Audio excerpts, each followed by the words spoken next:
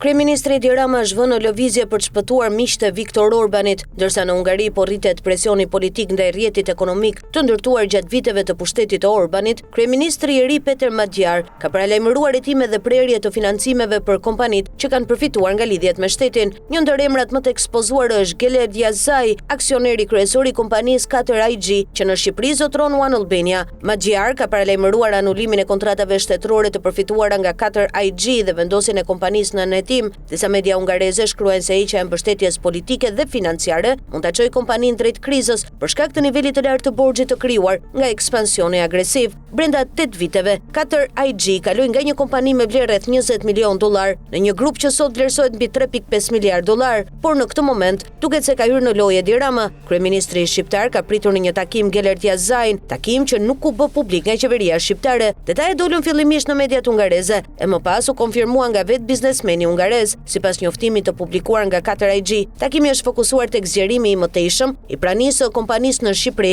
përmes One Albania dhe projekteve të reja në infrastrukturën digjitale. Në praktikë kjo tregon se ndërsa në Hungari flitet për hetime dhe rrezik falimentimi, në Tiranë po negociohet zgjerimi i biznesit të grupit hungarez. Një nga temat kryesore të diskutimit ka qenë projekti Eagle, kablli nëndetar që synon të lidhë Egjiptin me Shqipërinë e më pas me Europën. Projekti parashikon krijimin e një korridori të madh transmetimi të dhënave mes Afrikës së Veriut, lindjes së mesme, Ballkanit Perëndimor dhe tregut evropian. Në deklaratën e tij, vetë Yazai e cilësoi projektin si një urë digjitale kritike për rajonin, duke theksuar se Shqipëria shihet si pikë strategjike për kalimin e infrastrukturës së të dhënave në mesdhe. Por pjesa më e rëndësishme e takimit duket se lidhet me një tjetër sektor shumë më fitimprurës, data centerat. Sipas biznesmenit hungarez, me Edi Ramën është diskutuar mundësia e investimeve në qendra të mëdha të përpunimit dhe ruajtjes së të dhënave në Shqipëri. Ky është sot një nga bizneset me rritjen më të shpejtë në botë, pas shpërthimit të inteligjencës artificiale, cloud computing dhe kërkesës së kompanive globale për kapacitete serverash dhe ruajtje të dhënash. Në thelb, Rama nuk po i garanton grupit hungarez vetëm tregun shqiptar të telekomunikacionit përmes One Albania, por po i hap rrugë hyrjes në një sektor strategjik që lidhet me kontrollin e infrastrukturës digjitale në rajon. Takimi merr rëndësi edhe për faktin se u mbajt në heshtje nga qeveria shqiptare, ndërsa u publikua vetëm nga pala hungareze. Kjo ndodh pikërisht në momentin kur në Hungari po flitet hapur për auditim të kompanive të lidhura me Viktor Orbanin dhe për shembjen e modelit financiar që mbajti në këmbë perandorinë ekonomike të njerëzve të tij më të afërt.